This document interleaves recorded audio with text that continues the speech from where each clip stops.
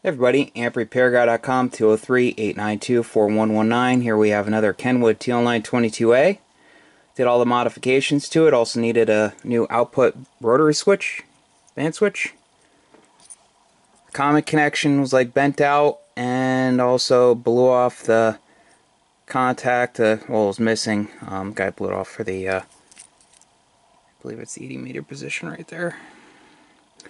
So, called up Multi-Tech Industries, got a new switch, did all the other mods you've seen me do a million times before.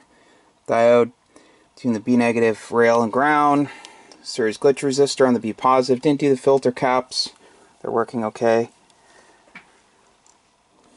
So, put the strap in there, and we'll turn it over. Loaded up with work here, I got so much stuff to do.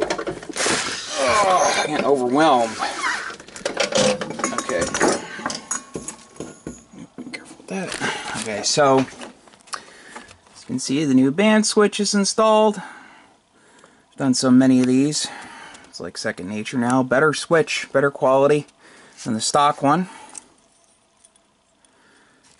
New electrolytic for the 90 volt winding on the filament transformer that's rectified. 90 volt winding that's rectified to like 120 or so. Did the bias modification, so as a self bias instead of forced bias. I grounded the grids the proper way, directly to ground, not through the screws. Clean the input rotary switch with deoxit gold. Now this thing's good to go. Oh, also added the strap here, which is involved. All of this has to come out, and so it shortens the path between the plate tune cap and the tube grids. So this thing should be, well, should be rock solid now when it comes to no more possible parasitic issues. So now it's a good to go amp. Should last a long time.